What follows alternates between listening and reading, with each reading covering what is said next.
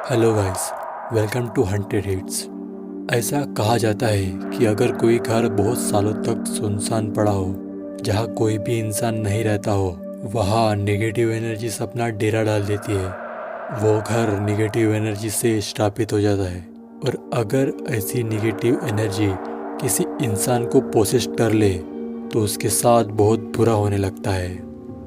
मैं एक civil engineer हूँ और राजस्थान का रहने वाला हूँ। इस साल मुझे बहुत ज़्यादा प्रोजेक्ट्स कंप्लीट करने थे और इन्हीं प्रोजेक्ट्स में से मेरा एक प्रोजेक्ट राजस्थान के एक गांव में था, जहां मुझे एक ब्रिज बनवाना था। प्रोजेक्ट ज़्यादा बड़ा नहीं था, बट हाँ 2-3 महीने तो आराम से लगने वाले थे। प्रोजेक्ट वाली जगह पर मुझे आज ही निकलना था, बट कार घर में ही खराब हो गई थी। इसलिए मैंने कार मैकेनिक को बुलवाया और कार को रिपेयर कराया।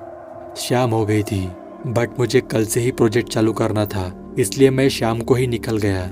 रात के 1 बजे मैं उस गांव में पहुंच गया, जहां मेरी रहने की सुविधा ऑलरेडी की गई थी।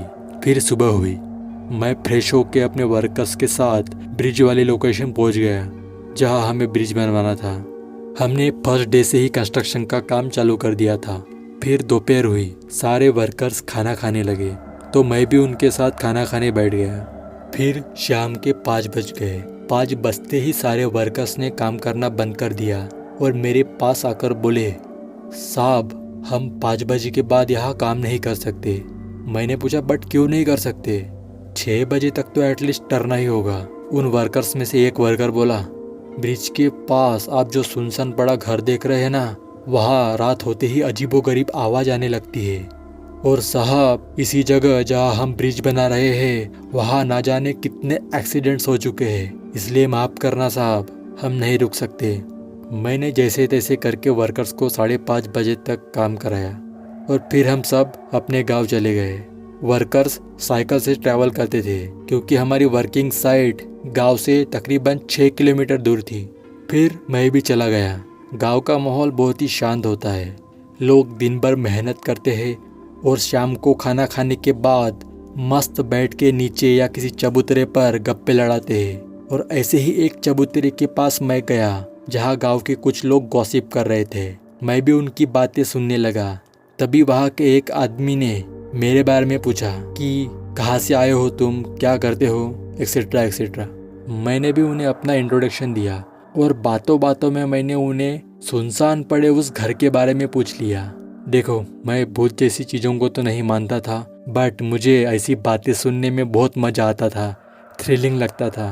फिर एक आदमी बोला, साहब वो घर बहुत पुराना है, तकरीबन 100 साल पुराना।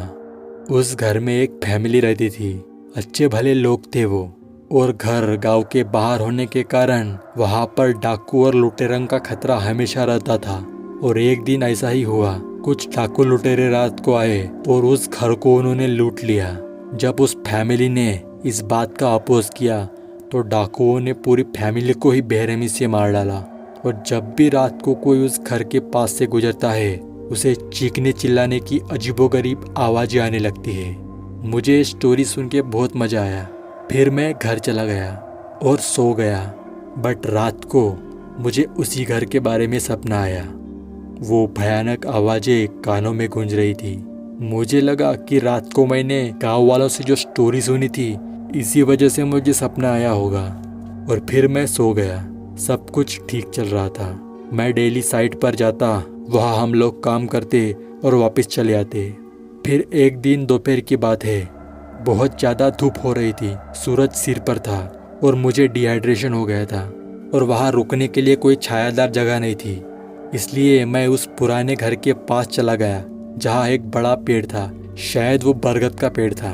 मैंने तकरीबन 1 घंटा वहाँ आराम किया और फिर शाम होते ही मैं रूम पर चला गया। रात को अचानक मेरी तबीयत खराब हो गई, मुझे हाई फीवर था। मैंने फिर अपने एक वर्कर को कॉल लगाया और उसे रूम पर बुला लिया। वर्कर तो सीधा डॉक्टर के साथ ही आ गया था। फिर डॉक्टर ने मुझे कुछ मेडिसिन दी और वो चला गया। मैंने वर्कर को मेरे साथ रूम पर रुकने को कहा।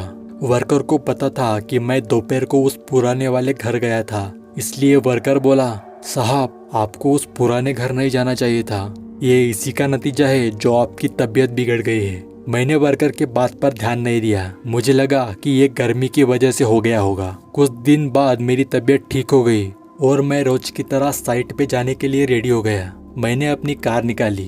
कार हार्डली 10 मीटर चलने के बाद ही बंद पड़ गई। मैंने कई बार कार को स्टार्ट करने की कोशिश की बट कार स्टार्ट नहीं हो रही थी। इसलिए मैंने अपने एक वर्कर जिसका नाम शमशेर था उसे अपने बाइक को लाने को कहा। फिर हम दोनों शमशेर के बाइक से साइट पर चले गए। हमने रोज की तरह काम किया। फिर शाम होते ही सारे वर्कर्स अपने घर चले गए सिवाय मेरे और शमशेर के। काम का वर्कलोड बहुत ज्यादा होने की वजह से मुझे कुछ दिन से स्ट्रेस फील हो रहा था। इसलिए मैंने शमशेर से ड्रिंक के लिए पूछा। शमशेर भी ड्रिंक करता था। फिर हम दोनों वहाँ से आगे की तरफ अराउंड 10 किलोमीटर तक चले गए। वहाँ शॉप्स थी। हमने अपनी पार्टी की और फिर गांव वापस आने लगे। हमारे वापसी के रास्ते पर ही हमारी वर्किंग साइट पड़ती थी। वहीं से हमें अपने गांव वापस जाना था।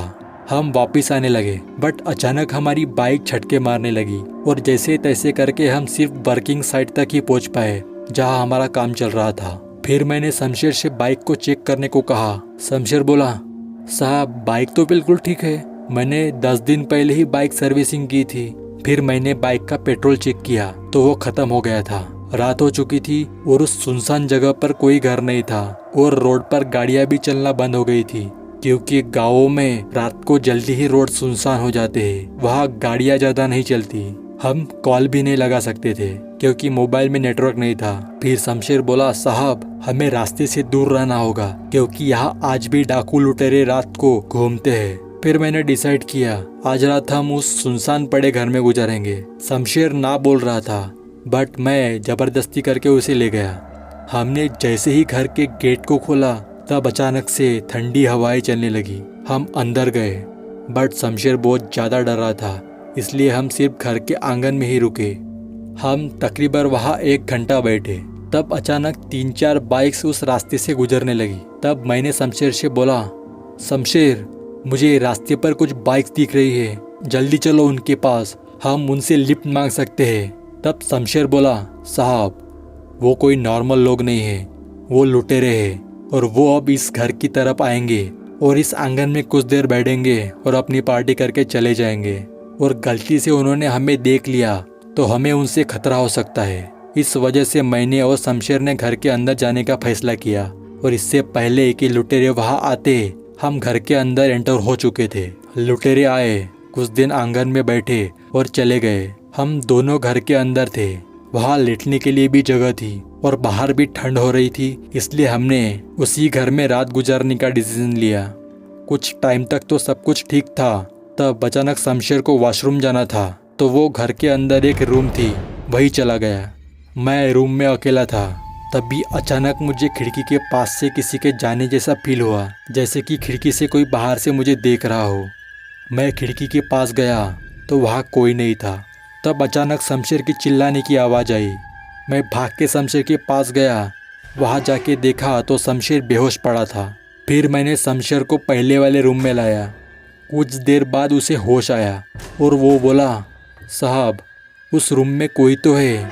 मैं जब उस रूम में गया था तब छत पर मुझे कुछ सफ़ेद परछाई दिखी और उसे देखते ही मैं बेहोश हो गया। शमशेर की बातें सुनकर मैं भी डर गया था और कुछ देर बाद घर में अजीबोगरीब आवाज़ें आने लगी, चीखने चिल्लाने की। फिर मैंने जल्दी से घर का दरवाज़ा खोला और हम दोनों घर से बाहर भागने लगे। मैं तो गेट तक पहुंच गया था बट जब मैंने पीछे मुड़कर देखा तो शमशेर नहीं था। मैं फिर से घर के अंदर चला गया। एक्चुअली शमशेर को थोड़ी ज़्यादा हो गई थी इसलिए वो ठीक से चल नहीं पा रहा था और घर के अंदर गिर गया था। मैंने उसे घसीट के बाहर लाया और जैसे तैसे करके हम गेट के बाहर आ गए। फिर हम अपने कंस्ट्रक्शन साइट गए और पूरी रात ठंड में हमने वही गुजारी। और फिर सुबह होते ही मैंने अपने किसी वर्कर से पेट्रोल बुलाया और फिर हम घर चले गए।